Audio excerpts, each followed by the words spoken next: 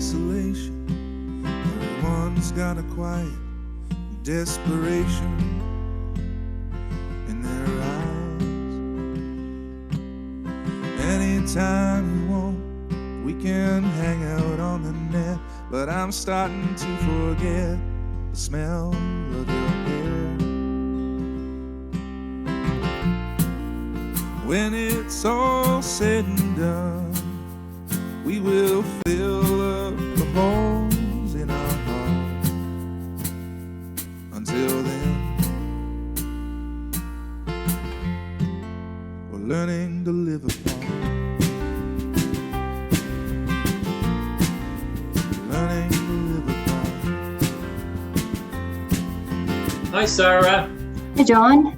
And hello and welcome everyone to the 46th Annual Interfaith Community Breakfast, the largest event of its kind in Ontario and, as far as we know, in Canada too. The breakfast brings leaders and members of our many faith traditions together with leaders and members of our community here in Waterloo Region. We are also delighted to welcome those of you attending from other parts of Ontario and elsewhere. The Interfaith Community Breakfast is an opportunity to see how people of different faiths are united in building a stronger community and a better future for us all. Whatever the issue or the challenge facing our community, the ancient wisdom of our different faiths can help us guide us all and see us through. Yeah, and speaking of challenges, that would be COVID-19, the pandemic we're facing right now, which is why we're meeting here on Zoom. Yeah, that's right. We have to stay physically apart while we hope for better times.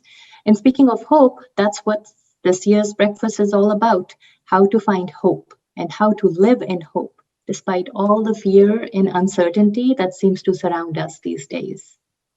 So we're going to be hearing some very wonderful ideas, some great insights, great stories from some pretty ordinary and yet pretty wonderful people here in the region. Each comes from a different faith tradition, and each is going to be telling us, as a person of faith, how they're finding hope in these very difficult times. We are calling this Stories for a New Day, Hope in Time of COVID, and we hope you enjoy it. And we hope you enjoy your breakfast too while you listen. Wait a minute. Where is breakfast? This is the Interfaith Community Breakfast, after all. Well, we are doing it differently this year. Because we can't get together in person right now, we can't serve our community breakfast in the usual way. But that got us thinking. Right now, there's a lot of folks in our community who are going without breakfast altogether. Too many people in our community, including kids, just don't have enough food to eat. So that is what we are doing. In the past, you'd pay $25 for a ticket, and that would get you a great breakfast for yourself, plus the program, of course. Now, what we are asking is that you pay your $25 or whatever you can manage as a donation to the Food Bank of Waterloo Region or the Cambridge Self-Help Food Bank, or if you're watching this from far away, wherever food bank serves your community. Okay, so you're still buying a breakfast. In fact, $25 will buy a whole bunch of breakfasts, but for someone else, for your neighbors in need. And you get a great program to lift your heart today. Well, we'll tell you more about the breakfast donations and how to do it later. But first, let's start with an acknowledgement of the territory on which we all stand.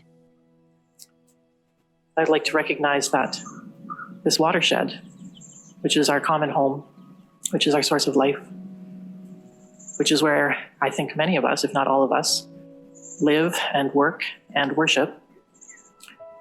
But this is the traditional territory of the Attawandaron, Anishinaabe, and Haudenosaunee peoples. From time immemorial, they have called this place home, and they have seen it as sacred. This river marks the center of the Haldeman Tract, a proclamation that promised the land on 6 miles on either side of this river from its source to its mouth to the people of 6 nations and their descendants. I recognize that treaties have not been kept to their full intent, and that there have been very harmful effects of colonialism, both on the land and on Indigenous peoples, both in the past and carrying on until today. And it's my prayer that as settlers and as people of faith, that we will do our work to redress past wrongs, that we will work towards building relationships and building bridges, and that we will dance our way together towards reconciliation. And now we open our hearts to gratitude and give thanks for what we've been blessed to receive.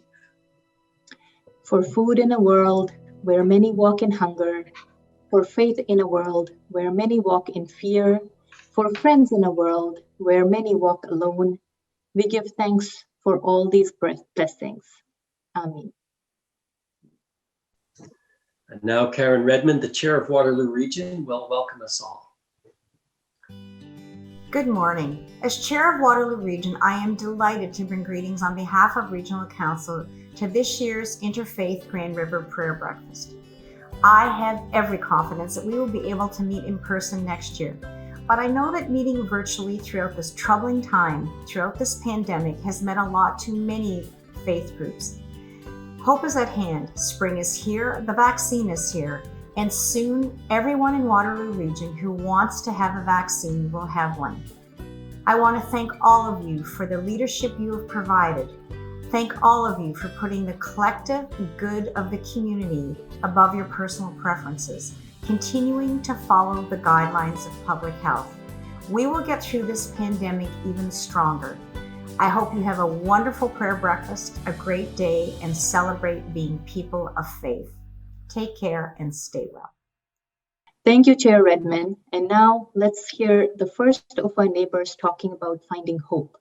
We're calling their reflections Coming Together in Hope, the ways we can build hope not by isolating ourselves, but by reaching out to one another. When the pandemic hit, we realized that we couldn't serve indoors. So what we did was we went outside and we thought, well, maybe we could do some sort of takeout.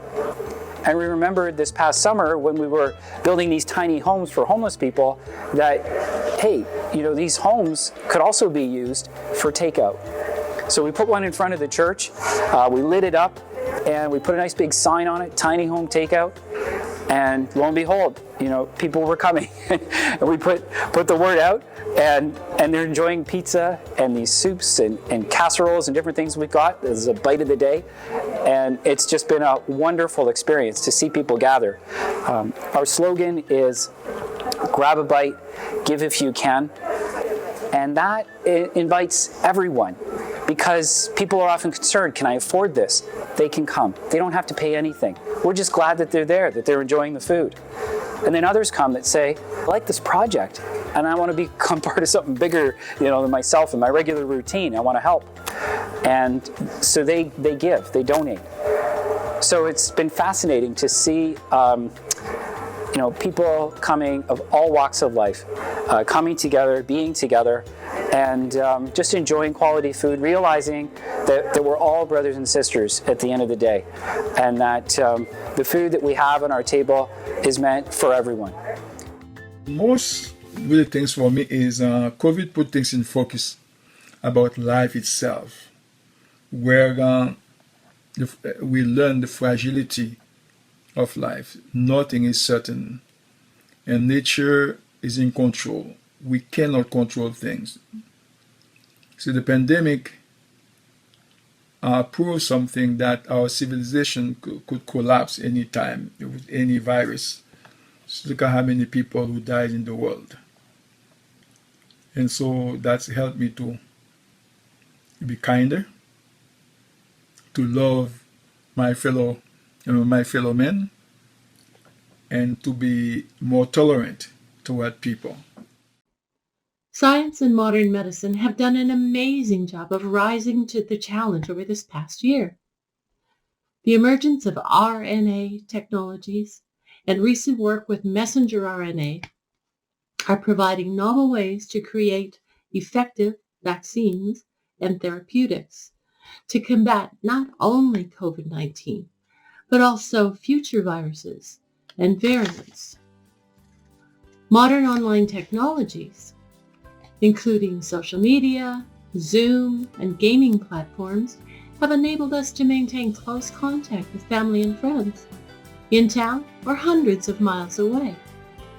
Throughout this long confinement, a network of caring friends provides a strong dose of hope.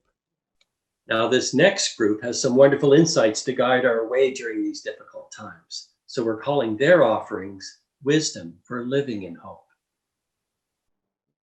One day I was driving, I believe on the highway, and I was listening to some verse from our holy book.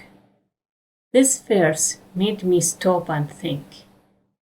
The verse says, أعوذ بالله من الشيطان الرجيم بسم الله الرحمن الرحيم إن مع العسر يسرا إن مع العسر يسرا صدق الله العلي العظيم, which means with every difficulty there is ease. With every difficulty there is ease. So God promised us that with every difficulty there is ease. So I started to look at the situation from different angle, from the positive side of the situation, because God promised us that with every difficulty there is ease. I can be the victim of the situation, or I can be the victory of the situation. As long as we are alive, there is hope. People, there is hope. One of the things that we did in our worship time was to introduce and experience an ancient prayer practice called the Kayyim prayer, or also known as the encircling prayer. And so this prayer practice invites the person, the individual, to create an imaginary or invisible 6-foot circle around themselves as a place to experience God's intimate presence. And during this pandemic, as we all know, we've been reminded over and over again to create an imaginary 2-foot bubble around ourselves as a place of safety where we stay away from other people to protect ourselves from the virus. And so it felt very poignant to take and reframe that 2-meter bubble as a place of prayer, as a place of inclusion where we could encounter God, where we could encounter who is present with us in the natural world, whether it was insects or trees or plants, the earth beneath our feet or the sky above our heads. There is nothing special about the place where I'm sitting right now. There's some trees, there's some snow on the ground, there's evidence that children have played here, but it's just a regular place. This is also a sacred space. With the pandemic going on right now, it's been harder for us to bring people into our sanctuary. And we've been leading worship in different ways and from different places. And this is one of the places where parts of our worship have been led from. Just a regular space. And yet it has become a sacred space. And that in itself, for me, brings some hope in how we're reinterpreting what it is to be a sacred space. Our faith life and our understanding of our spiritual side doesn't have to be limited to one day a week or a particular time or a particular place. It can be infused throughout our lives. Everywhere can be a sacred space. And even as we look towards a time when we can gather as a community again in a particular space, my hope is that we don't lose that sense that however we understand the sacred, that's something that can be infused throughout our lives, and it can lift us up wherever we are. I'd like to share with you a brief song. It's called For the Beauty of the Earth. And the words, for the beauty of the earth, the splendor of the skies, for the love which from our birth over and around us lies. Source of all, to thee we raise this, our grateful hymn of praise.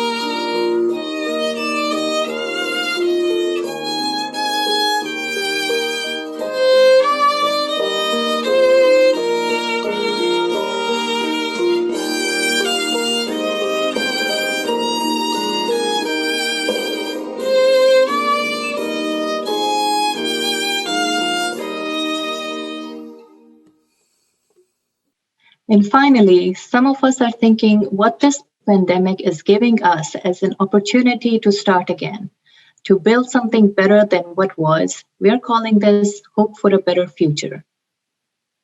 There is a lesson and a wisdom in every human experience, that in the face of disease and disaster, we should take it day by day, exercise patience, gratitude for what we have, check in on those less fortunate in our families and communities, find hope and rays of light in everyday events, no matter how small. And that death is not the end. It is simply a transition to another realm of existence, and that there is mercy in death. Happiness follows when we are content with what we have in life.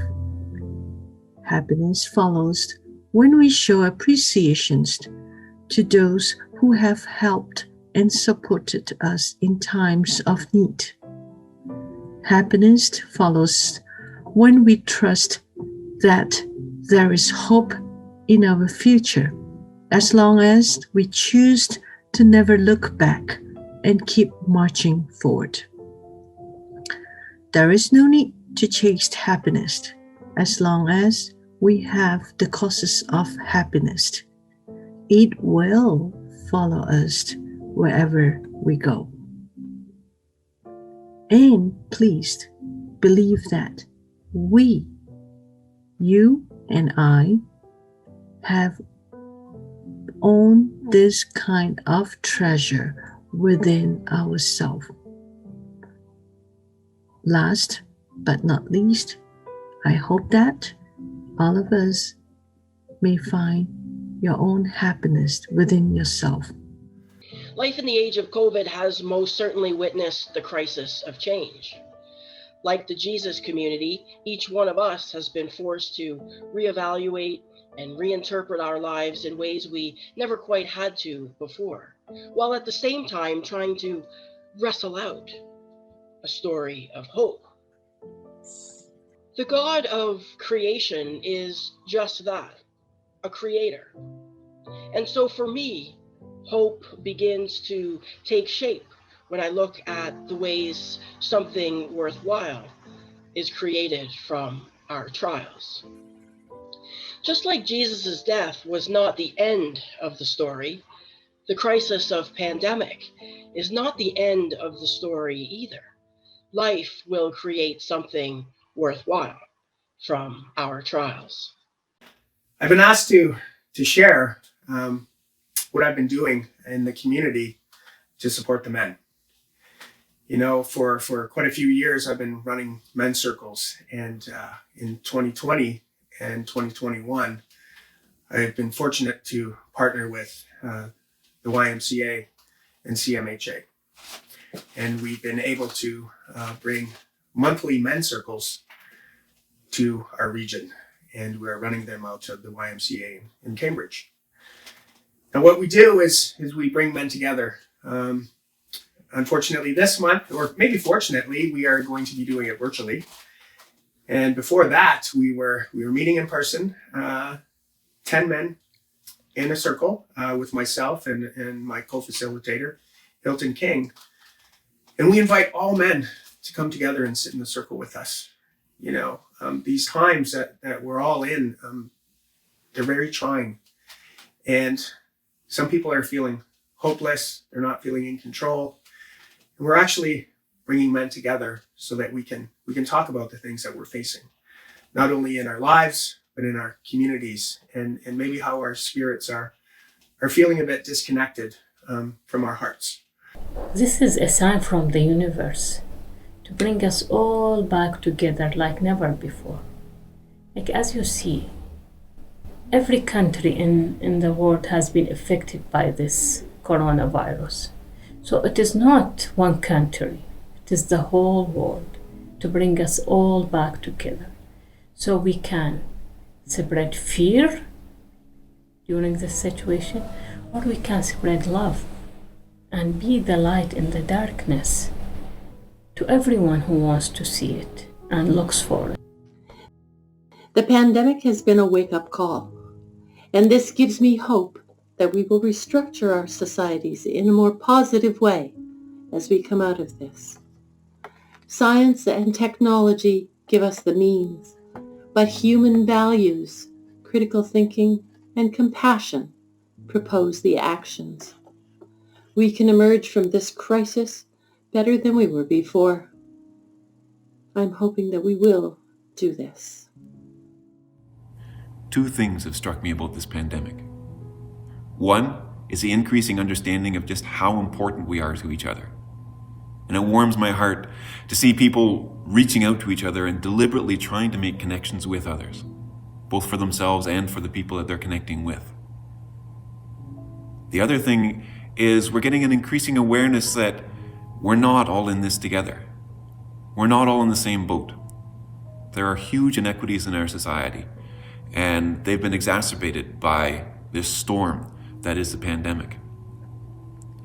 And my hope is that once the pandemic is behind us, once we're able to move back to the way things were, my hope is that we won't move back to the way things were.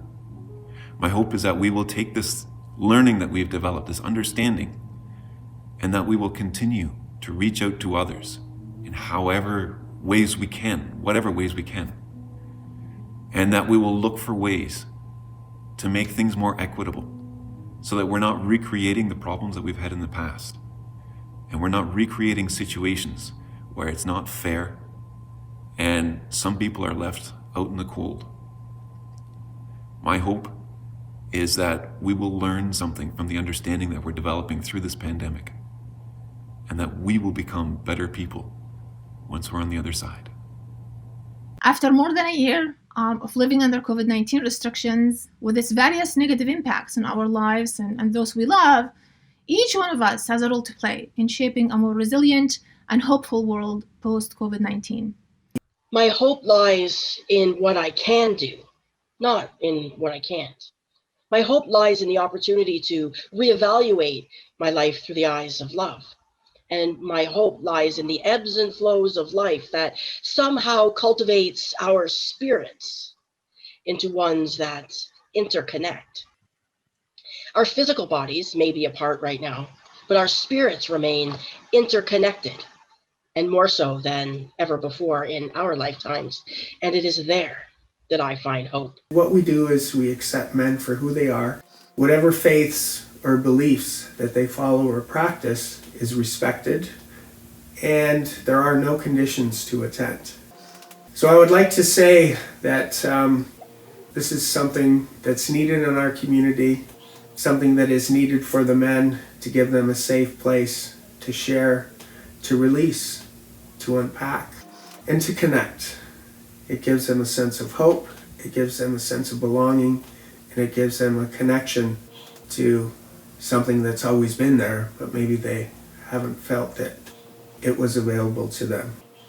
So I want to wish everybody with the Interfaith 2021 all the best. I know that these are trying times. I want to encourage you all to find ways to feed your spirit, to keep your spirits connected, and to walk in a good way. Oh.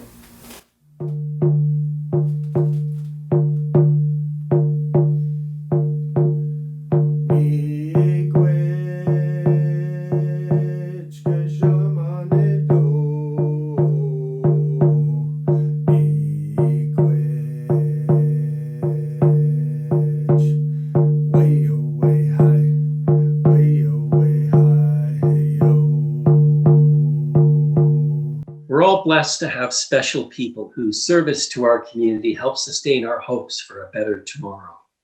They do it both by what they do and just by who they are.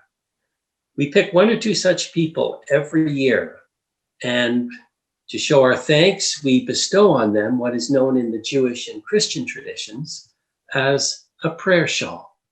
Shawls have been knitted, woven, and crocheted for many centuries. Shawls serve to wrap and enfold. They comfort and cover. They console and shelter. Our prayer shawls come to us courtesy of St. Louis Prayer Shawl Ministry. The embrace of a shawl around your shoulders is symbolic of the embrace of that unconditional divine love, which is for each and every one of us. The gift of a prayer shawl is always a gift from the heart, a reminder of the blessing that we are and that we share. With that in mind, here are this year's two recipients, Mr. Chatter Ahuja and Dr. Shu Lee Wong. Chatter is much beloved in our community for his many years of tireless service, volunteering with agencies and programs that support healthy families and community life. Dr. Wang, the region's Chief Medical Officer of Health, has earned her respect and gratitude of all of us for her wisdom and steady hand at the helm during this pandemic. Our thanks to them and also to you for helping out a neighbor in need with a nice hot breakfast. And if you haven't made your donation yet to the Food Bank of Waterloo Region or the Cambridge Self-Help Food Bank, it's not too late. It's easy. Here's how you do it. Just go online to thefoodbank.ca/interfaith-community-breakfast, and you'll see the options to donate $25, providing breakfast for 75 people, $200, providing breakfast for, get this, 600 people, or any other amount you are able to offer. You'll have to have your credit card ready. We truly appreciate your support. Whether you're able to give $2 or $200, or just able to share this link with someone else, you are sharing hope and help during a time of COVID. And let's not forget those wonderful folks who make this Interfaith Community Breakfast possible. Our corporate sponsor, Kindred Credit Union, Banking with Purpose, our Tri-City sponsors of Kitchener-Waterloo and Cambridge in the region of Waterloo. The Interfaith Community Breakfast is a program of Interfaith Grand River, the multi-faith forum of Waterloo Region that works to build dialogue and mutual understanding for a stronger, healthier community. And thank you for your interest and support. Thank you so much for being with us. And so we say goodbye with this blessing for you. May the silence of the hills, the joy of the wind, the peace of the fields, the music of the birds, the fire of the sun, the strength of the trees, and the spirit that enlivens us all and binds us together as one be ever in our hearts.